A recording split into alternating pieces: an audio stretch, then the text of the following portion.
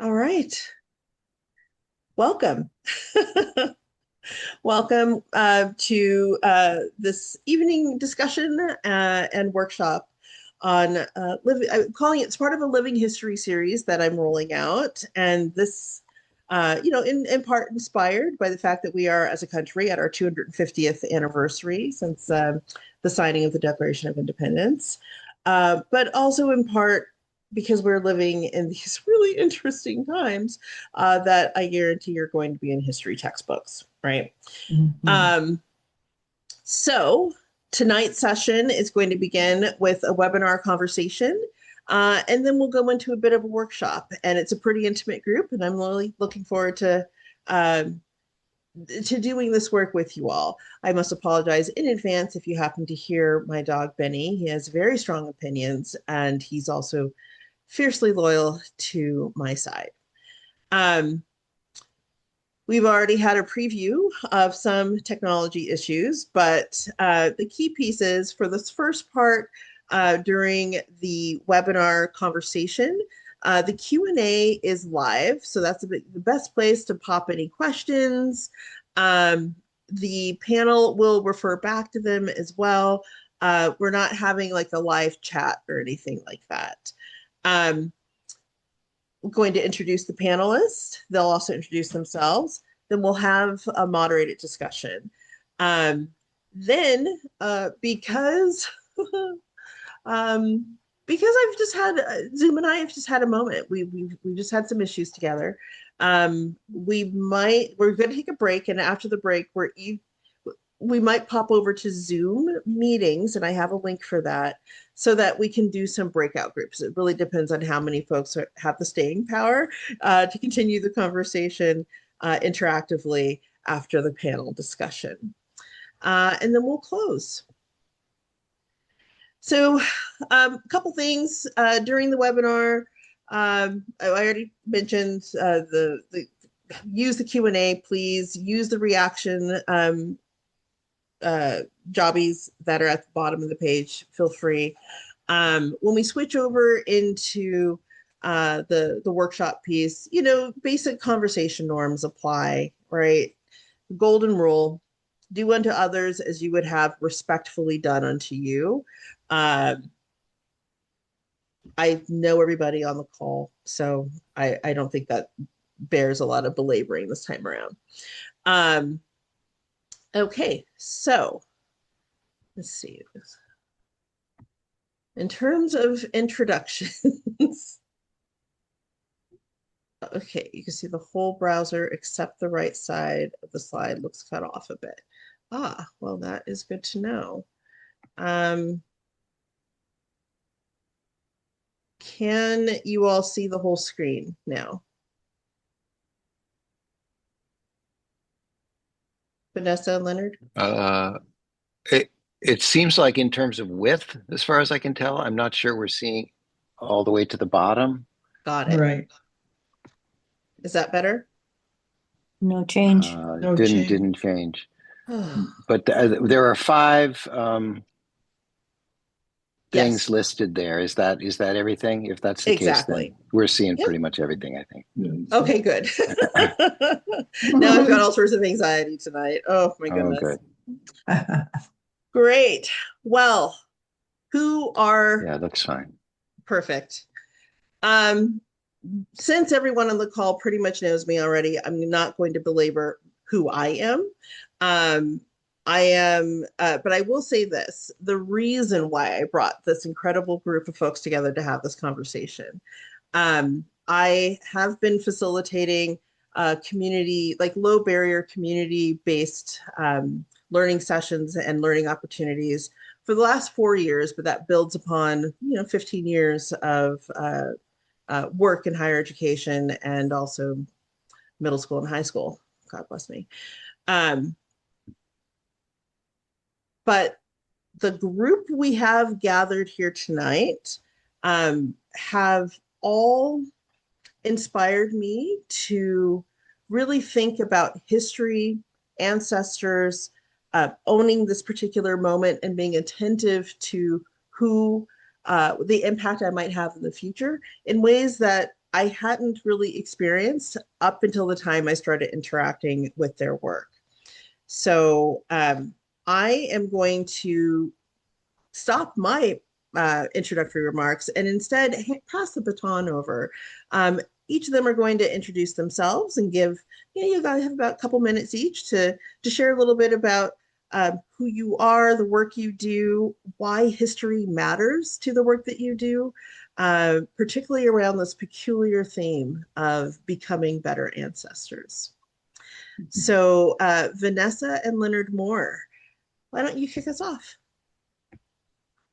Okay, I'm Leonard Moore, and I'm with AACCES. That's African American Community Cultural and Education Society. And we've been working on historical type projects since we started. Matter of fact, as a committee, we were with another organization and we were the History and Recognition Committee until we got to be AACCES on our own. And that was, I think, 23 years ago. Right. I believe that, especially in this area, it's important because growing up here, and I'll be 70 years old in August, we didn't learn very much about our own history here or history of African Americans in this area. It wasn't until we really started some of these projects that we were able to bring to light a lot of the contributions and activities and history of this area here in the Tri-Cities, Washington.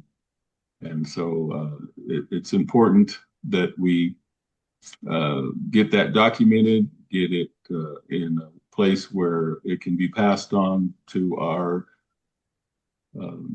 descendants, and in that way, I guess eventually I'll be an ancestor, and maybe a better one. I love it. Awesome. Vanessa, you want to add? Sure. My name is Vanessa Moore. You probably saw the bio already, but like Leonard, I am from Tri-Cities. I was born and raised in Richland. And when we got married 50 years ago, I moved to Pasco, so I didn't go very far. But I value engaging in history for a couple of reasons. One, because I want to know why certain situations exist or why things are the way they are.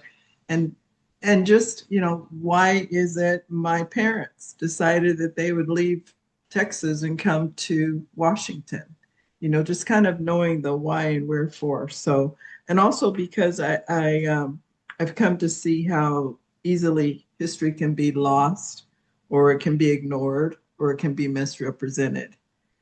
And so that's part of why it's important to me. And I think there's various different ways of making sure we don't lose it.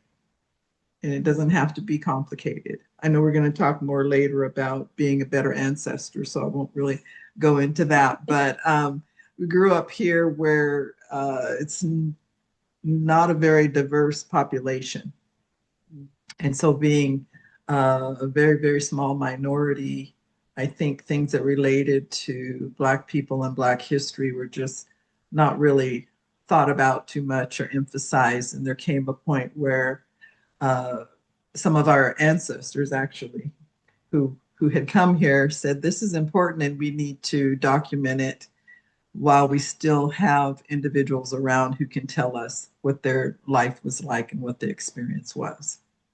So I appreciate being invited, and it was nice recently meeting Karen and learning about what you do. So thank you for having us. Thank you. Thank you. Stacy, I'm going to pass the baton over to you. Oh, well, White Husk Hall in Chai squeezed illegally. Hello, good evening. My name is Hawk. My English name is Stacy Coronado. I live and was born and raised in Omak, Washington. I am an enrolled member of the Colville tribe. and I am half Latino. My dad came from Edinburgh, Texas. My grandparents, great grandparents, my paternal, came from San Luis Potosí, Mexico.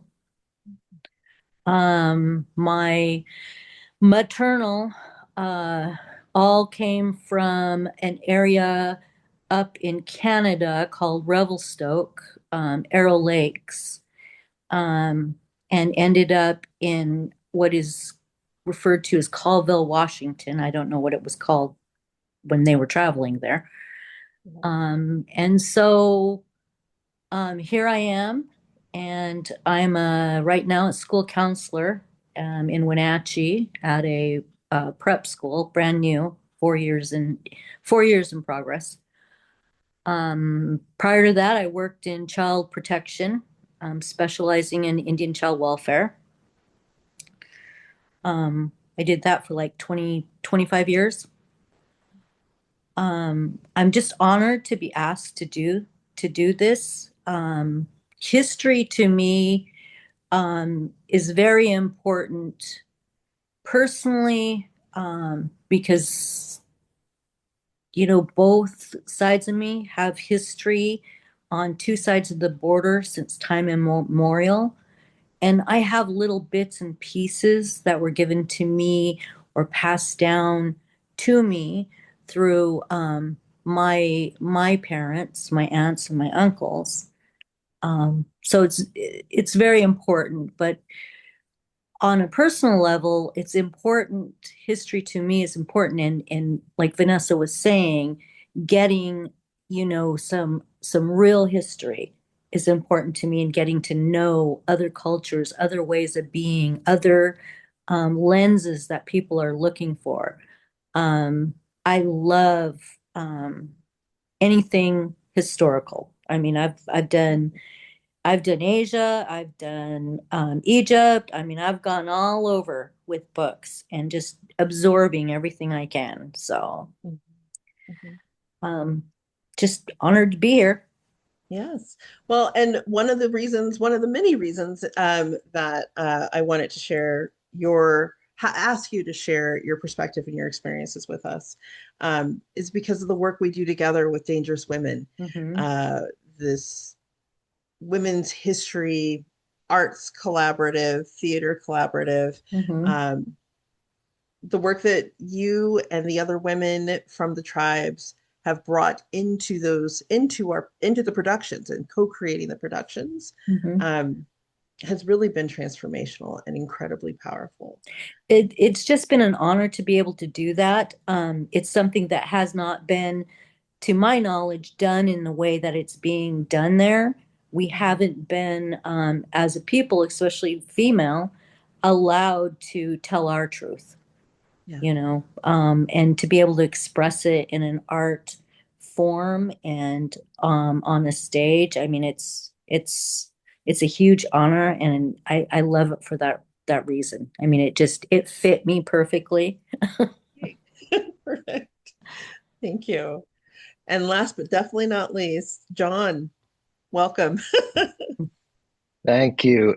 And I'm sorry about all the stress of getting me on board, but No worries. but it's good to be with you all, and honored to be here. Hello from almost clear across the country in Durham, North Carolina.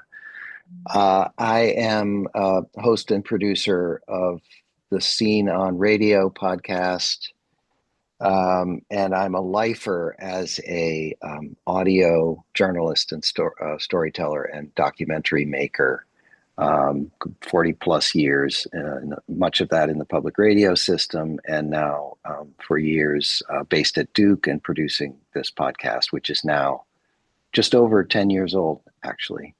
And yeah, so I found myself doing a lot of, in my earlier life as a public radio documentary producer, I did a decent amount of historical documentary work.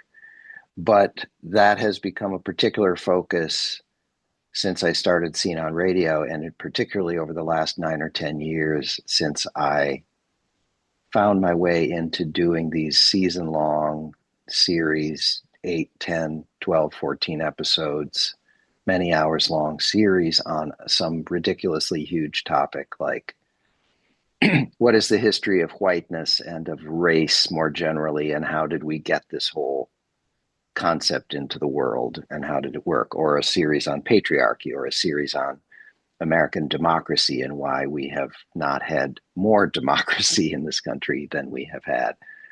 And so on. Currently putting out a season on the news media.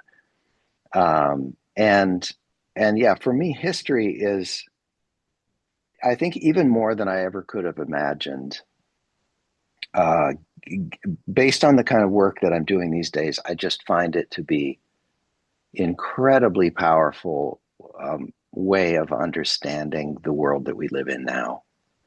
And in ways that, you know, people use this phrase, you know, you can't unsee something once you see it. And that can really become in the form of really important and kind of perspective changing insights. Like, I'll mention a couple here quickly. For example, if you understand that the concept of race as we live with it, right? Throughout human history, of course, people have recognized differences, or they say, oh, that person comes from a different part of the world and they have darker skin or whatever, right? But this concept that there are 3 or 4 distinct groups in the human family, and that those distinctions mean something, and that there's a hierarchy attached to them, that is a recent invention. And if you understand that that happened not because of some organic set of observations that people made, but it was imposed with a very clear motivation. It was weaponized, right, as a way of justifying brutal exploitation of another group of human beings for economic purposes, right? Once that really kind of sinks in, it changes so much about the way you understand the world and how it operates today. And for that matter, why those ideas are so persistent, because they're still really useful for somebody, right? It's not just some set of prejudices that we can't just shake ourselves from, right? It's much more, it's something different. So, or one other quick example that, you know, I think as Americans, we grow up sort of thinking that capitalism and democracy are, as my friend Chenjerai Kumanyika said, that they're like peanut butter and jelly, that they're these 2 great things that go together. There are 2 great forms of freedom that make our country what it is. Well, actually, if you look at the historical record and find that even going back to the founders of the United States, that they actually recognize there's a tension between those 2 things, that in order to have more capitalism, you're going to have less democracy, actually. That you're going to sort of dial down the democracy so you can have more capital investment, because actually those things are in tension. Yeah. Then again, that's another example of like, oh, so many things become clear even about our world today, absolutely about our world today, right? So anyway, yes, those are a couple of really, to me, powerful examples of that I have learned so much from doing this work, and it's been a privilege to be able to share that with some folks in our audience. Awesome. Thank you. Thank you. Yeah, I like what you talk about with how understanding history helps change the way we see things. It helps clarify how we got here. But I'm also curious, and this is an open question to the entire panel. How has engaging with history in the various ways that you have helped kind of illustrate different ways of moving forward for yourselves, for the communities you work with, for the projects that you're part of? So not just how does it help us see better, but how does it help you, kind of plan and scheme and create new possibilities for the future?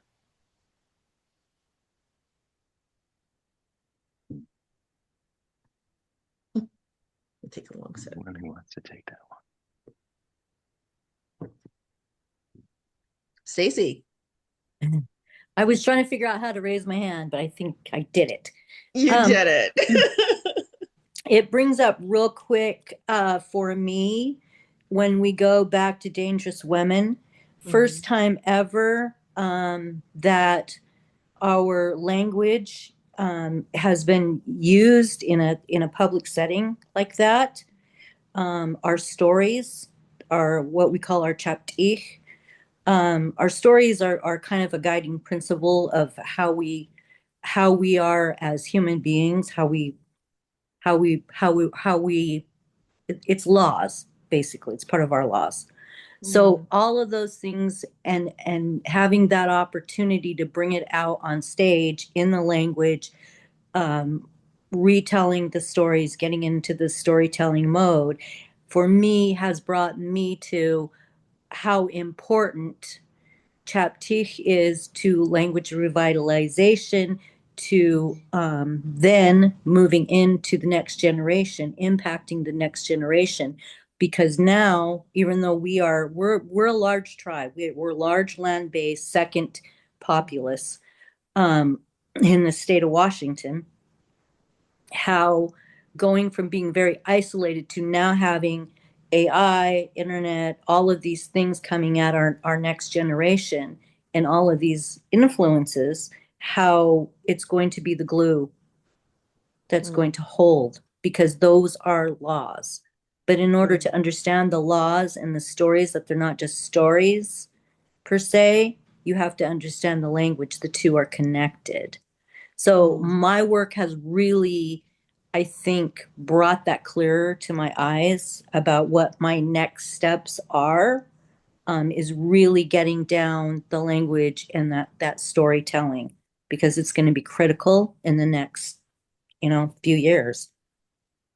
Oh, wow. How is the language revitalization work kind of unfolding with the tribes? Well, if you had asked me this about 7 or 8 years ago, I would say we're a long ways. But in 7 or 8 years, we've had made so much progress in revitalizing that language. It's it's not perfect yet, but it's way better than it was even seven years ago. We have a lot younger speakers. We're interning speakers. So yeah, at the show, I was asked, how percentage-wise, how sure are you language will survive? And I said like 99%. Yeah. I wouldn't have said that even 7 years ago. I would have kind of waffled and said, I don't know, probably less than 50, because we were so down. I mean, we've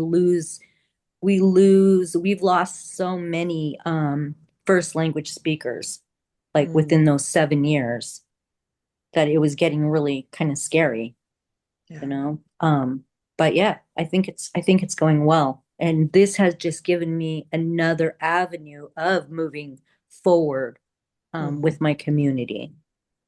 Awesome. That's great to hear. Yeah. Vanessa and Lynn. Okay, go ahead, John. No, guy. No. Let's hear from Vanessa and Lynn. I'll let you go if you have something.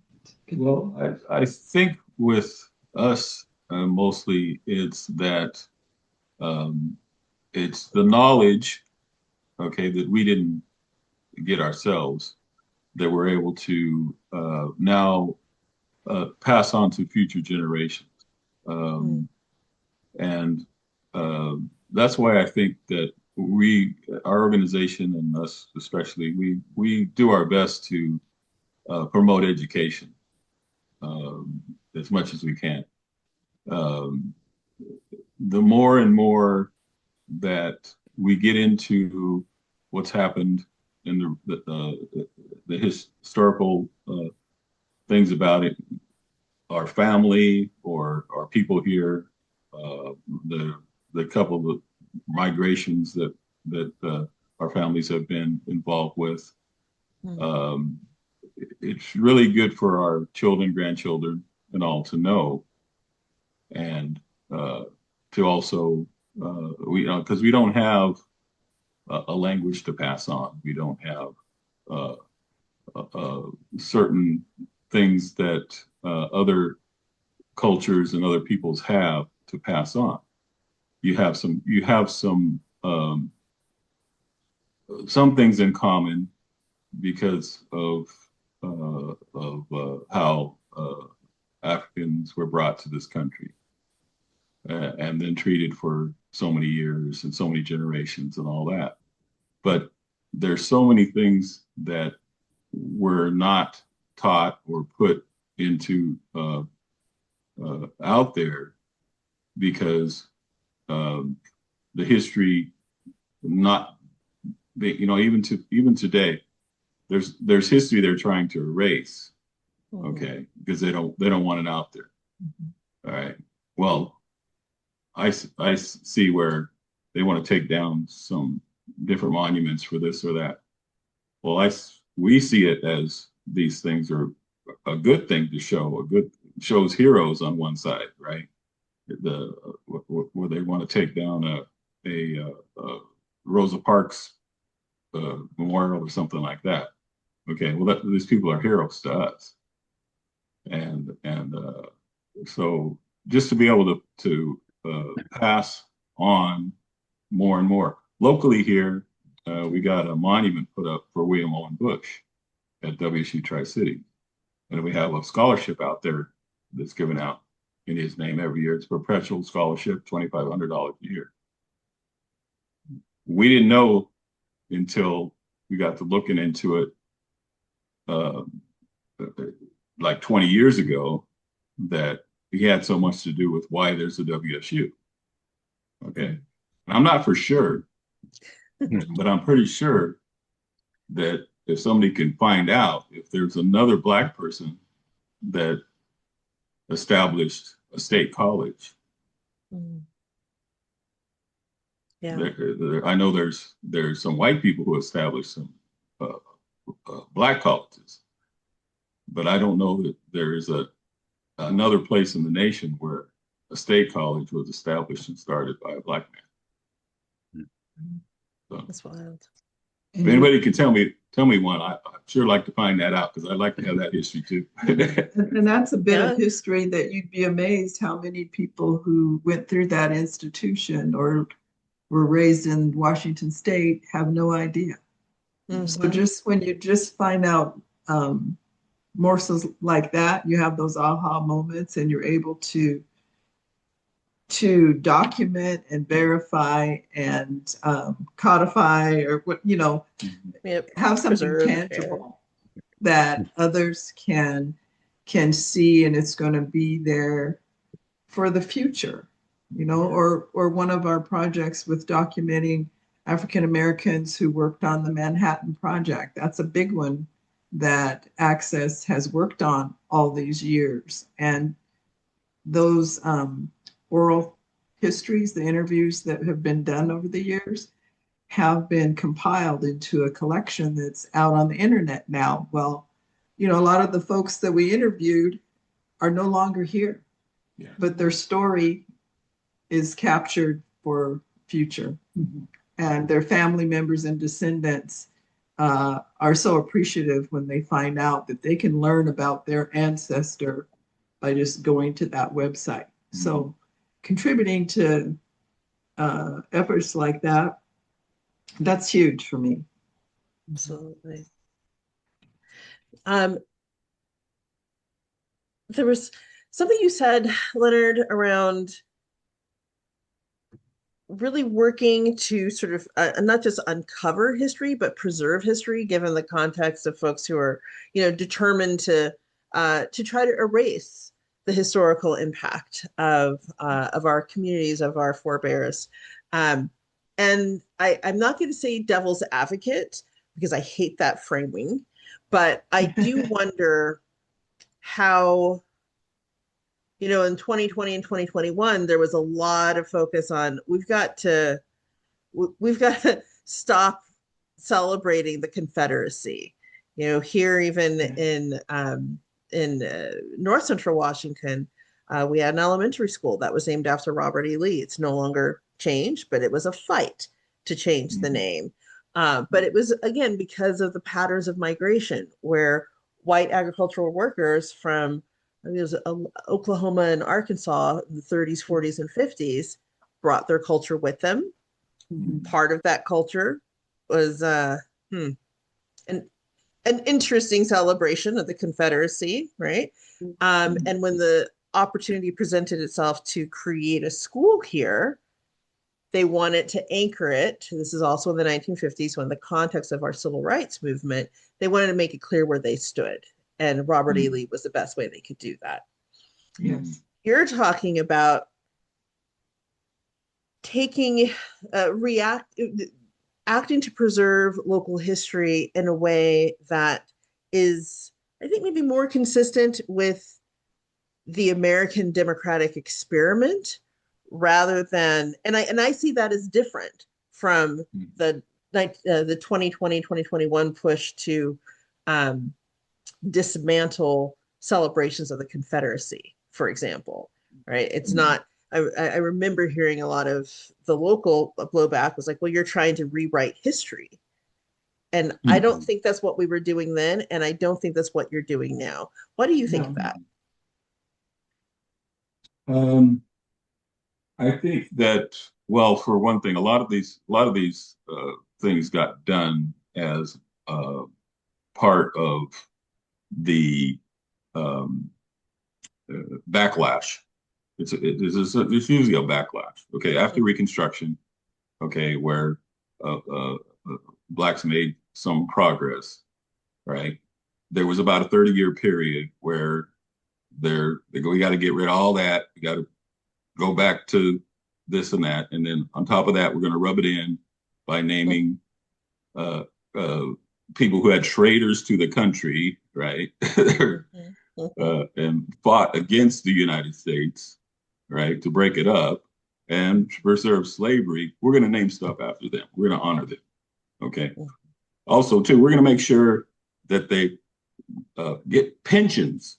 That blew me away when I found out that some of these people were actually getting paid by the U.S. government for fighting against the U.S. government. Right. So all of that, okay, and here, right here in Richland, Washington, we have a street that's named after Robert E. Lee.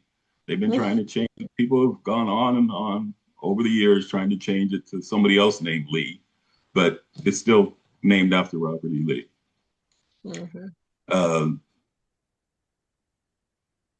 Doing that, like you say, it wasn't enough. Now it's, if we have some history that is on the other side of that, okay, all right, then that's too uncomfortable for us. We don't want to see that. All right, so take that out of the book. Don't have the kids read about this. Don't have the monument to this. This has reinforced us what we do. Okay, we said, hey, we're going as much as we can to preserve this and get it out there and stuff. That's why the monument's out there at WSU Tri-Cities. Okay, because when we found out that they had a monument that they put up in, I think 1910 or 1920, that was over some little town on the west side, it named the Bush family. They came with another family called the Simmons, and it was a white family that came with them when they came to Washington. Well, that's what the monument was named after, Simmons, instead of so now they put one up over on the campus in Olympia. And so I said, okay, considering what happened in the story they were telling, and they talk about William Owen Bush writing the legislation to start the college at Pullman. I said, okay, let's modify that plaque a little bit, and we'll get one here.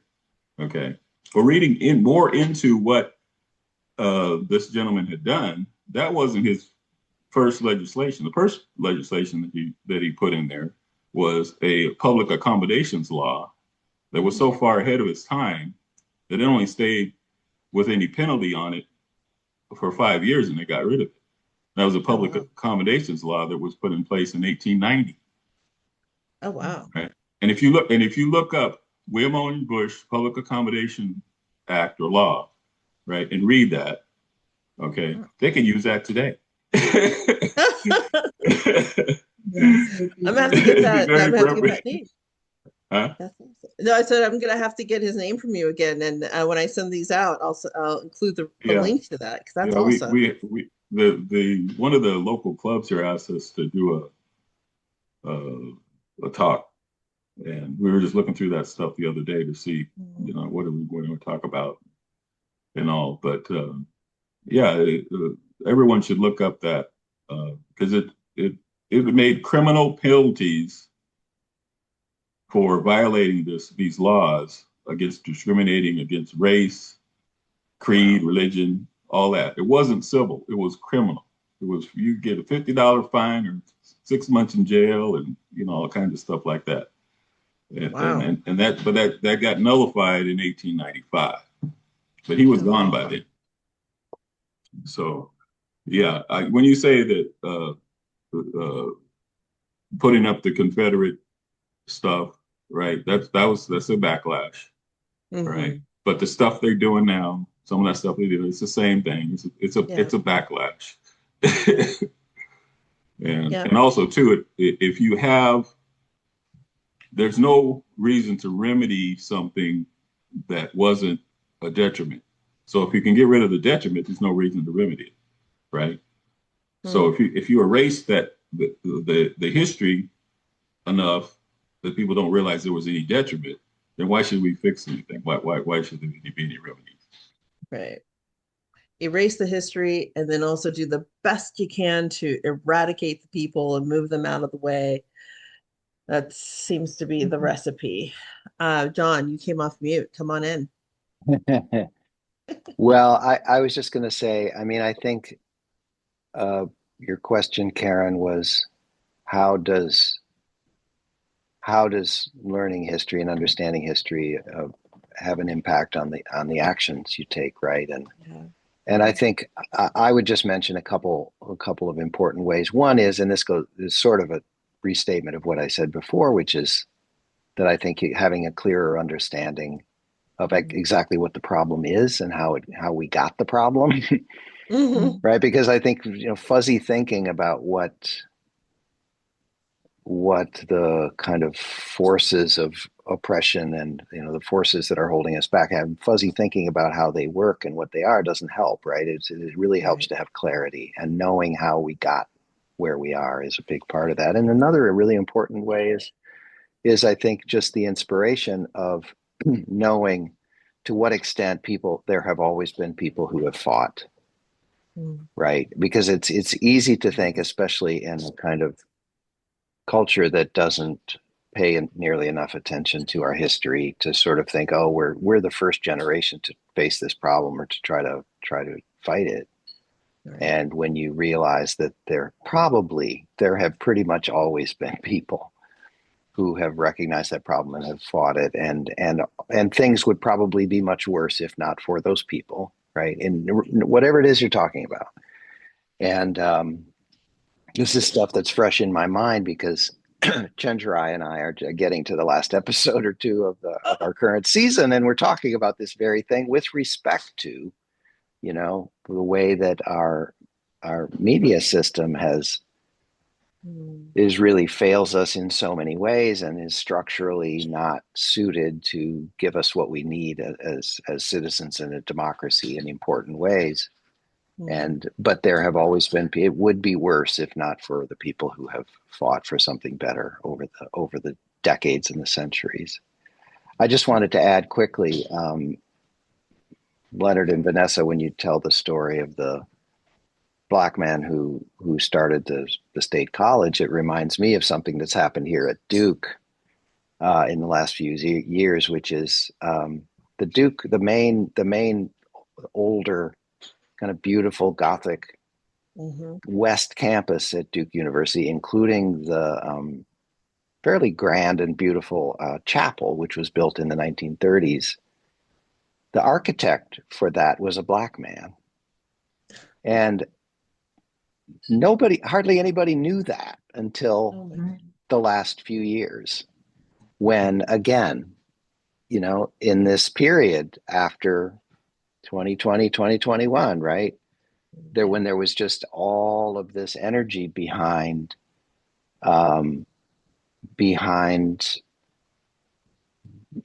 finding all the ways in which we've hidden Black and brown history, in which we have celebrated racists and white supremacists, and sort of all of the many efforts all over the country where people were suddenly trying to sort of address those things and right those wrongs. One of them that came out was a celebration of this man, Julian Abele, who was the architect of the main campus at Duke in 60 no, almost a century ago, at a time when long before a Black person, of course, could be a student at Duke, which is just, right, the irony of it is just very thick. He was a highly trained and accomplished architect who'd gone to the University of Pennsylvania, and anyway, they hired him to build the campus and the chapel, but with very, very little acknowledgement for almost a century. So, wow. And of course, yeah, as people have alluded to, we're now in this time with an administration in the White House that wants to take us back to a time when we just,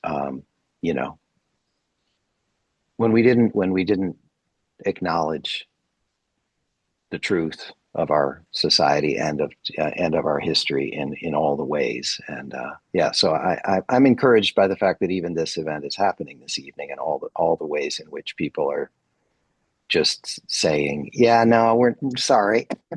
we're not going back. We're not going back to the 19th century on all this stuff. We're going to keep saying what's true and pushing forward for more understanding, not less. Right. Yes. Amen. Yeah, I was at Duke for a few years for my master's degree, and I didn't know any of that history. So, gosh darn it. Look it up. So Julian Abele, the last name is spelled Abele. Okay. As Google him, and you'll Abele. Abele. Thank you. Awesome. I will definitely look that up. Right there at the campus of WSU Tri-Cities, there's a stone monument with a plaque on it. Tells the story of the Bush family and talks about William Owen Bush. At Duke, they need to have that they do when now. they walk through the door. They do now. Okay. All right. Thank you. But literally in the last 5 years that happened. I don't remember exactly when it was, but yeah.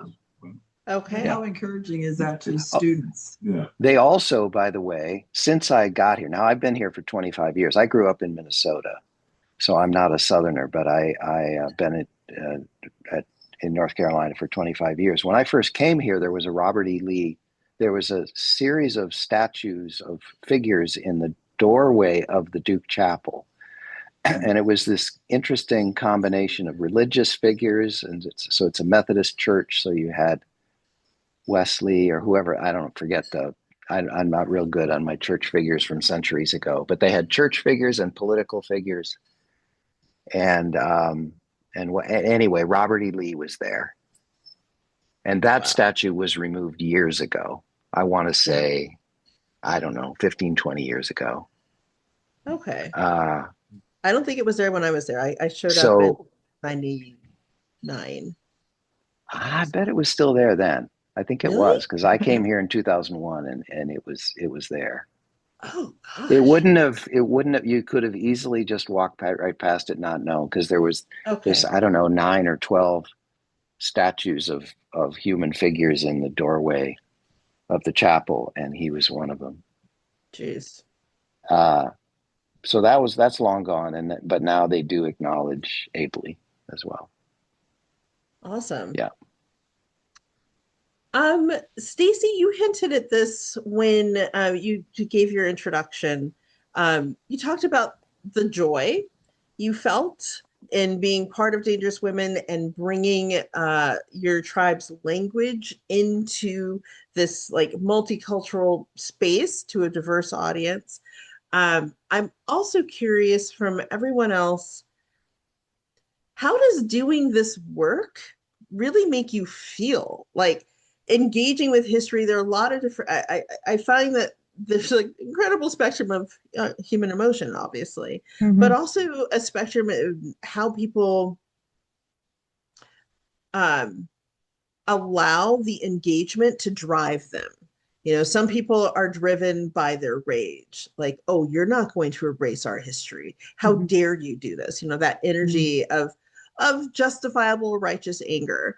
Some folks embrace a little bit more of a cheeky approach. I think there's certainly some of that with I have some of that in my approach. I'm like, you think you're going to erase us? That's cute.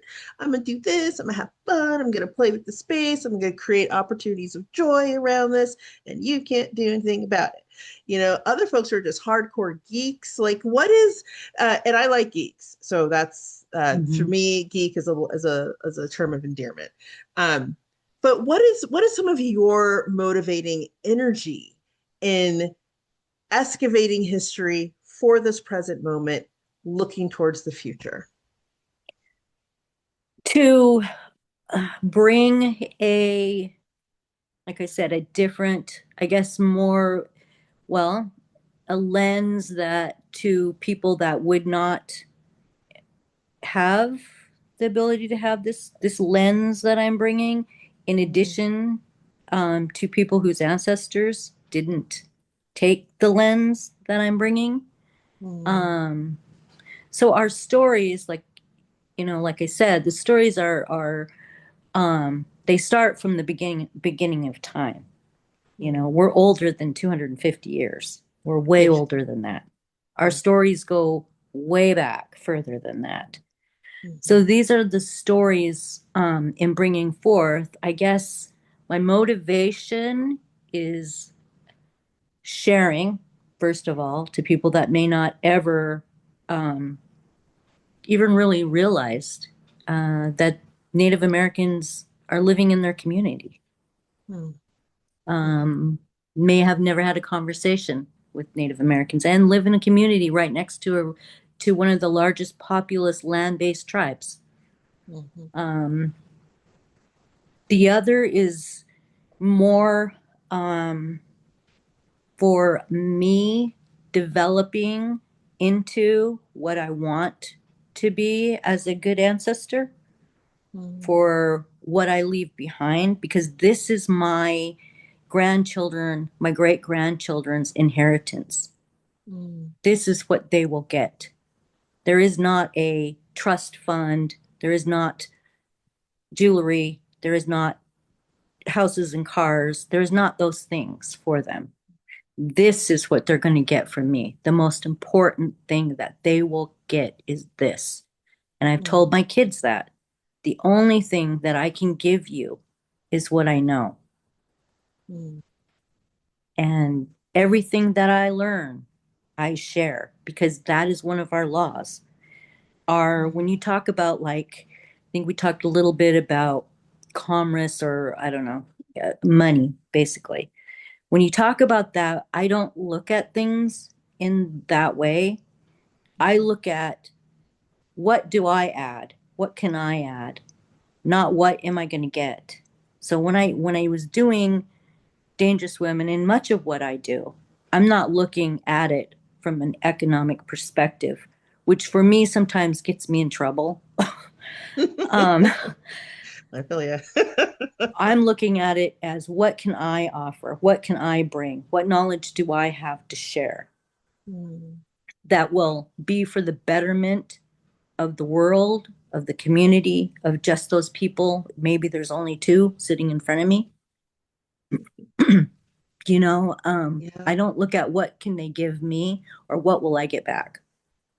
And that's kind of, I guess, the economic lessons of Indigenous 101, is that trade and transaction is for between tribes.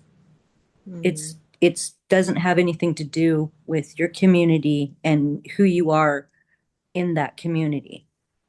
So I have a couple different degrees, and I'm an educator, I'm this or whatever. But in my community, I'm Stacy. I'm me. They know me for who I am, not for my degrees or whatever else. They don't know me that way. They know if someone needs help, if they need advice. Oh, Stacy's really good at that. Let's go over there and talk to her. She'll help us. So it's a little different lens. So I guess that's what it really drives me, is staying true to who I am, who I was raised to be, being very open and honest with who I am. I mean, and that doesn't always help me either. Professionally, I was asked one time in a job interview, tell us what was the question? It was something like, tell us what you have that this other person doesn't have, how you're better than that other person. I said, I'm not better than anybody. Mm.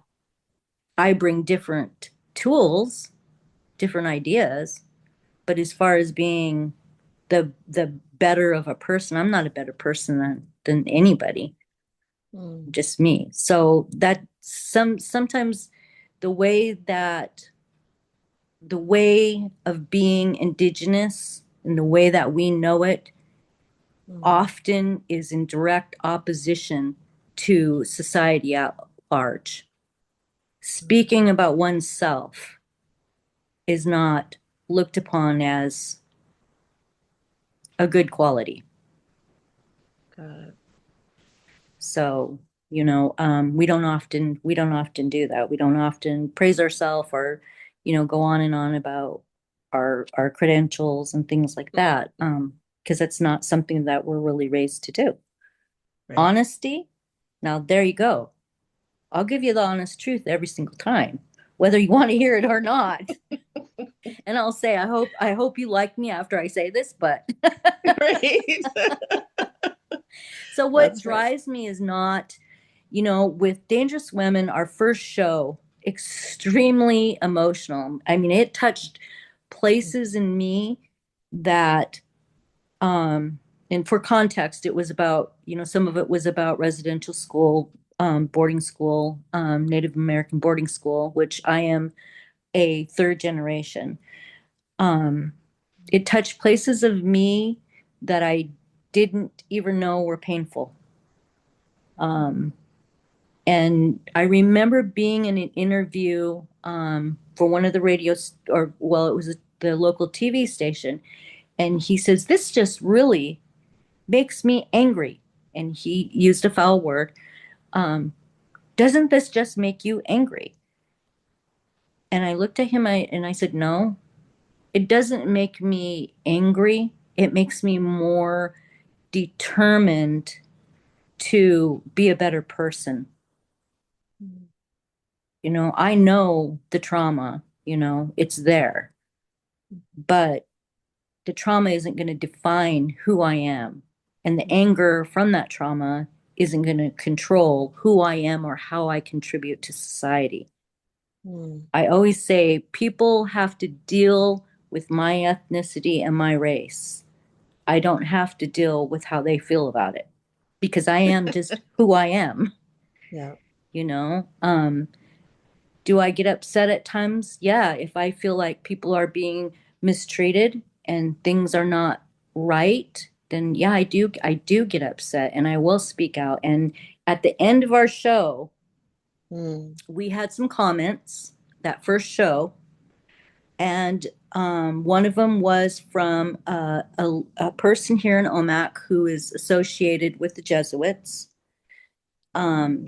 Just the remark was basically discrediting that anything other than good happened at St. Mary's Mission. And that did anger me. Yeah. And I remember telling Rona, I didn't get up there and lie. Yeah. These things happened. They happened, and I know they happened because my mother told me what happened to my grandmother, my great-grandmother, her grandmother, told me what happened to her in the schools. My aunts talked about what happened in the schools. My uncles talked about what happened in the schools. So I'm not telling any lies. We used facts to back it up. And it really frustrates me that yet again, somebody is trying to define what is my family's reality of the trauma that we have survived, that we have overcome, that we have grown and become stronger from. And I just don't appreciate it. So Yeah. no, we're not going to bend. It's going to stay the way it is. Yeah. I'm not changing anything that I say. Not going to happen. And that's the piece of me. When I get angry, I dig in. I'm very stubborn.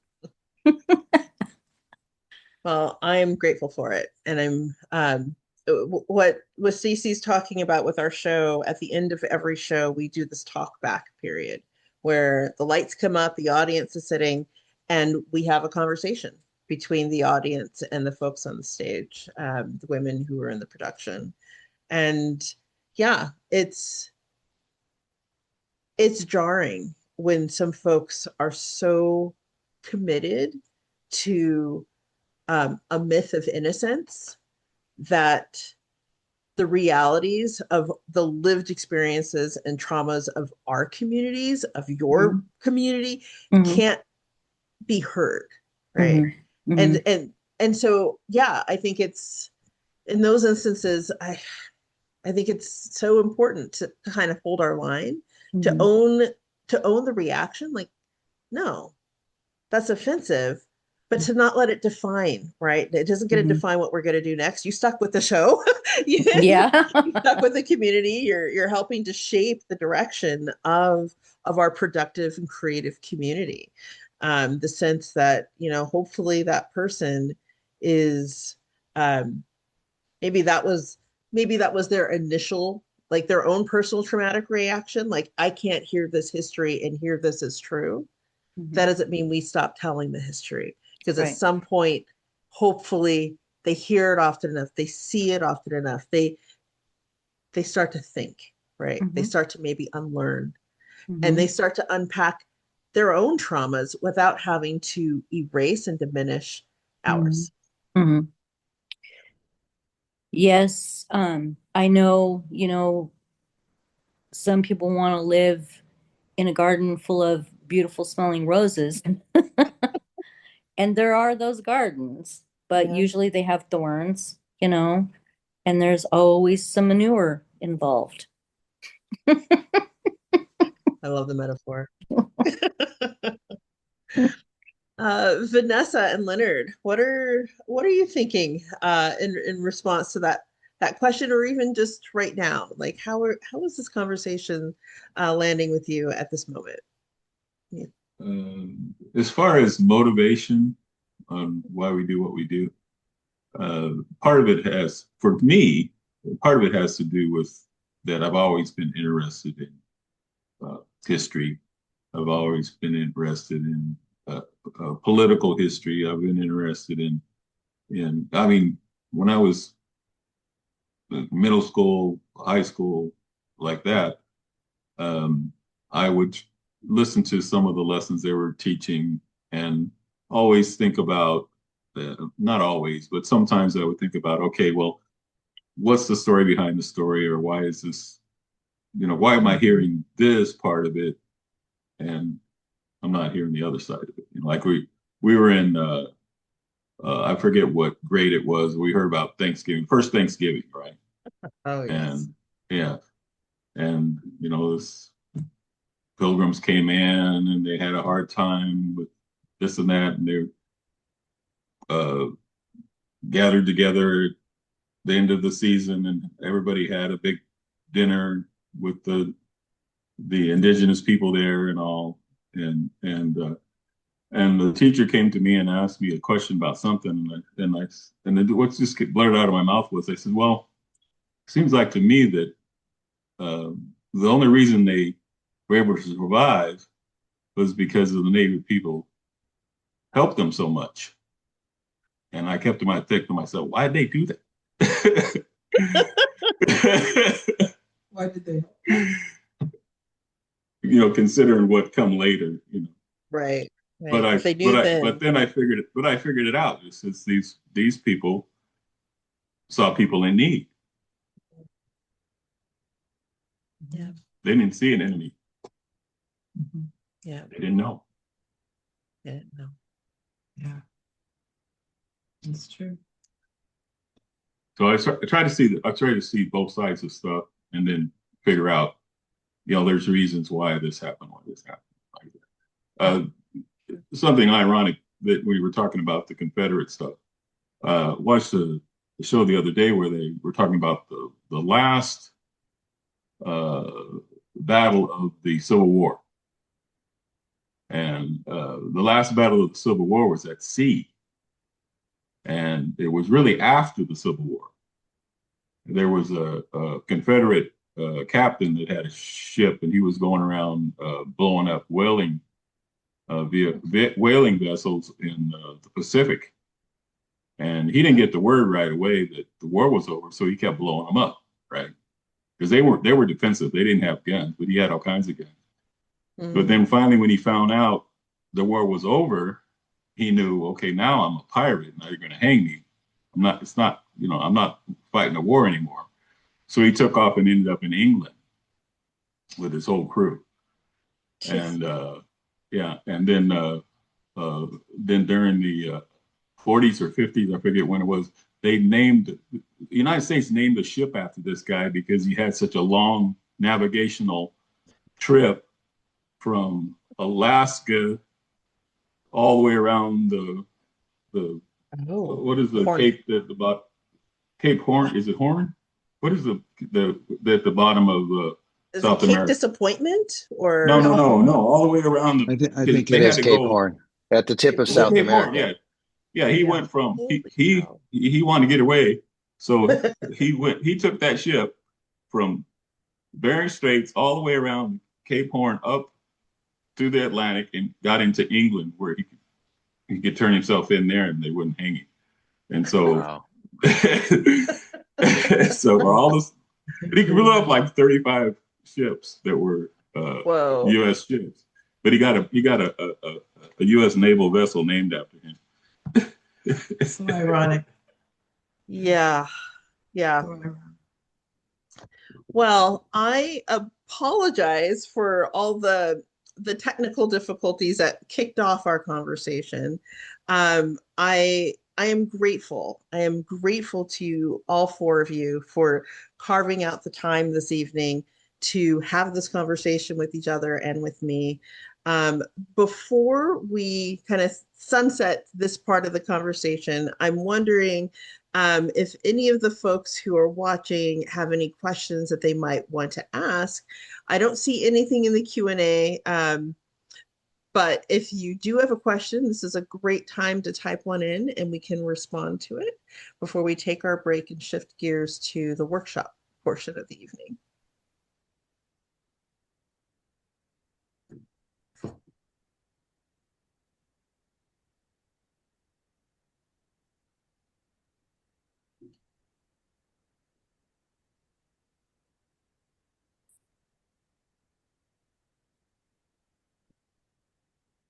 We get to talking and I forget there's other people watching.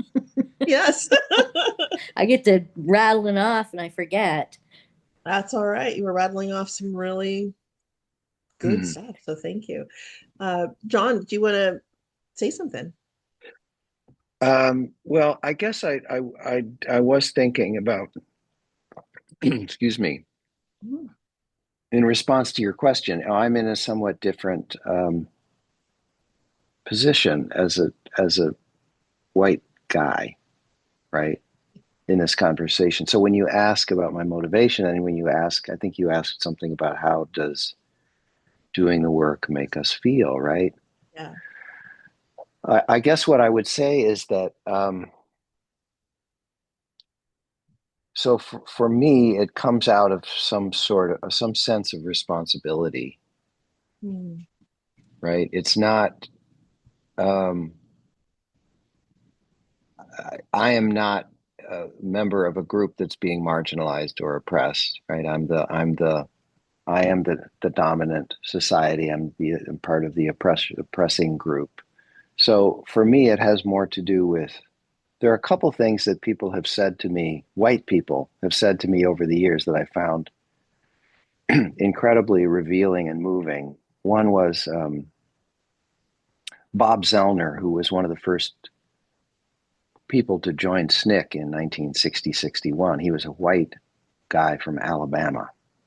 Mm. And he was alongside Bob Moses in Mississippi and had, white mobs trying to kill them and trying to pull his eye out of its socket when Mm. when SNCC was taking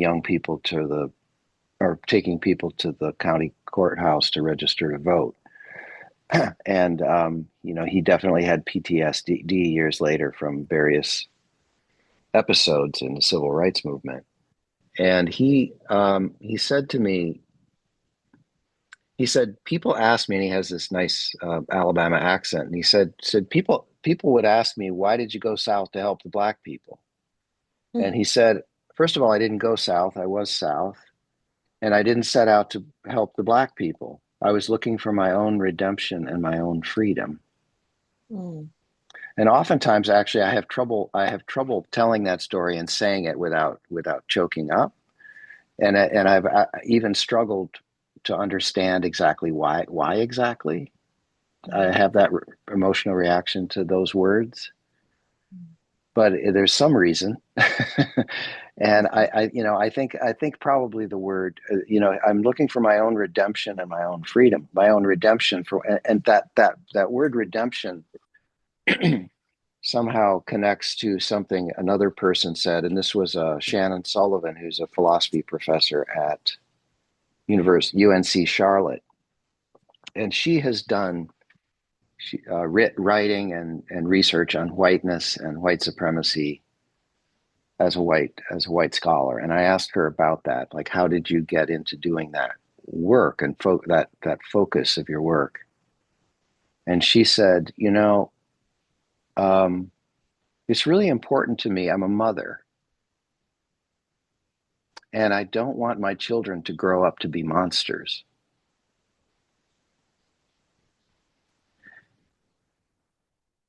So there's a recognition there that if you see the things that I'm describing, right? So one of the things we say when in Seeing White, and I'm focusing a lot on race. It's easy to talk about, but there's these, it's not the only thing, right, that I pay attention to. But so one of the insights that we come away with in Seeing White is that that it's not enough to not be a racist, right? Well, I think a lot of my life I thought, oh, so long as you're not doing the really racist stuff, then you're one of the good ones and you can just kind of go about your life. But once you understand actually that society, and this does apply to other things besides just white supremacy, but that if the injustices and the exploitation and the exclusion and all of that, if we just go about our lives, that just continues. So that if you're not actually, so that makes you complicit. If you're one of the people who's benefiting from that system and you're just kind of doing your thing. So you can be so this is Ibram Kendi, this was one of his important, right? That being a non-racist, you have to be an anti-racist. So that goes back, I guess for me, it has to do with trying to see if I can not be complicit. And so in a certain sense, I guess if I feel like I'm doing some small thing that's valuable in helping other people to see, or in just frankly just standing up for what's true and trying to say what's true, that it feels almost more like a kind of relief. I would describe it as, right? So it's not like, for me, it's not like some anger that I'm responding to, because that's just not where I am in the picture. It's more like trying to seek relief from being one of the bad guys. Yeah. Thank you so much for that. I don't think I understood the journey that especially white men, need to undertake to be true allies and accomplices, right, in creating the society and the country that we could be, until I studied abroad. And I knew who I was in the context of the United States. But going abroad and being read and experienced as, nope, you're an American. And having to kind of encounter histories I didn't know because they weren't taught. Encountering traumas I had no idea about because, again, they weren't taught. We were always the heroes.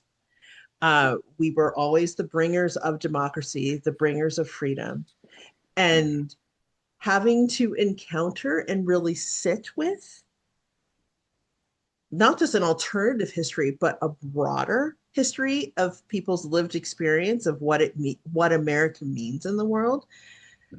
It was humbling. It was heart-wrenching in a lot of ways. I'm not going to say that it's completely analogous to the feeling that came up for you when you heard the gentleman express why he did what he did. But I know for myself, it was this experience of, oh, I can't be the American I thought I was in this world until I do something about the America that is. Yes. And so that yeah, when Bob Zellner says, I'm looking for my own redemption and my own freedom. Yeah. Right. We're not free. Who is it? They say nobody's free till we're all free. I mean, it's in that spirit, right? All of this. Absolutely. And I think there's a lot of white folks who don't recognize the ways in which, the vast majority, I would say, of white folks don't recognize the ways in which we're not free because we don't live in a society that's just. And how much better, actually, that it would feel to live in a society that was much more just and much more fair, and where folks were taken care of. And, so it's not something that gets discussed very often, how much actually of a certain kind of stress and discomfort and that just exists in all of our hearts and minds because of the kind of society we live in. Wish it was discussed more. Yeah. And again, that's not at all, oh my God, woe is me, as a white person. But it is one of the things that's at work. It's really about, can we create a better world, and is there some way that I can be part of that rather than the opposite? Absolutely. Can we create a better world and all of us be part of it? That is a really strong note, I think, to close this portion of our conversation. Thank you again, all four of you, for carving some time out of this evening to be part of this conversation. As I promised, and I know, John, joining from North Carolina, it is late for you. If you have to leave, I totally understand.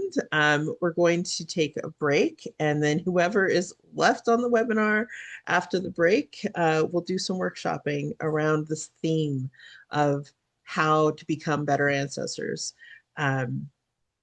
So thank you, Leonard and Vanessa. Thank you, John. Thank you, Thank Stacy. you. And I think I am going to say goodnight. Thank you so much for having me as part of this. Good to meet you, Nice Leonard, to meet Vanessa, you. Stacy. Nice Have a good meeting you evening. too. Honored Good to meet night. all of you. Okay. Bye. Take care.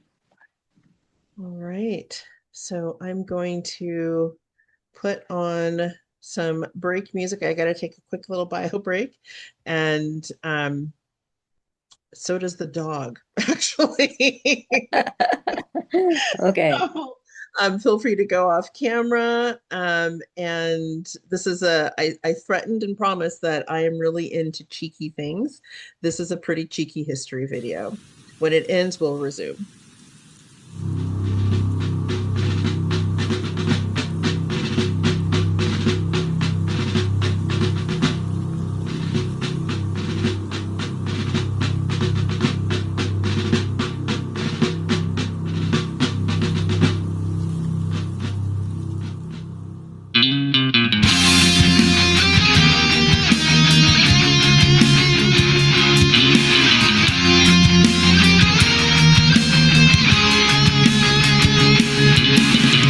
I can take these taxes imposed on this colony.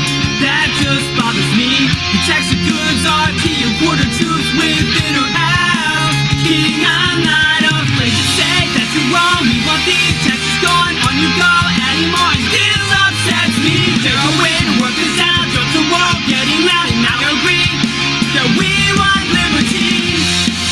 What hurts the most was being so close and having so much to say and deciding to walk away and never knowing what could have been and know that fighting is what we have to do.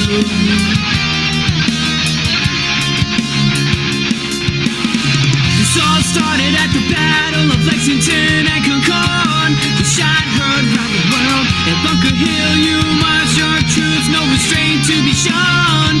No turning back, only fair. We declare independence is there. We can claim unalienable rights. Time is right, we will fight for rights. That is life, liberty, and the pursuit of happiness.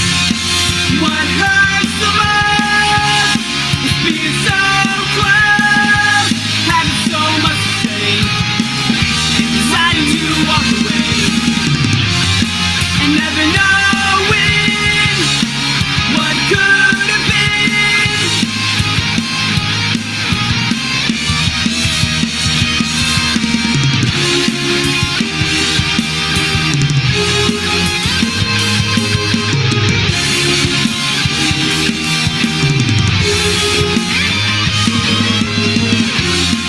What hurts the most is being so close, having so much to say, deciding to walk away, and never knowing what could have been, and knowing that fighting you is what we have to do.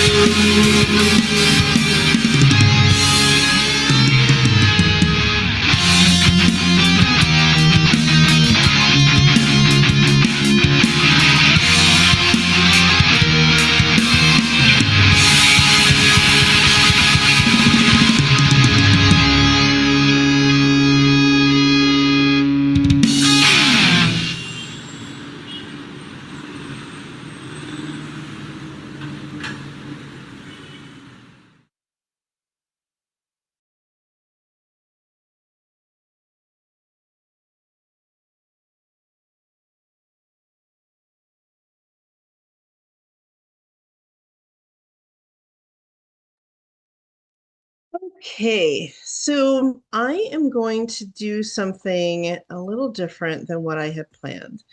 We had a few folks who had registered to attend who probably had similar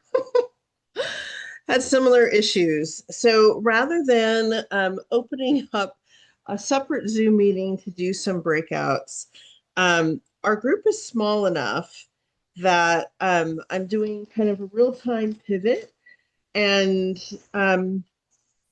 going to move everybody into panelist mode so that folks who want to join the conversation can actually have a conversation with each other all as panelists.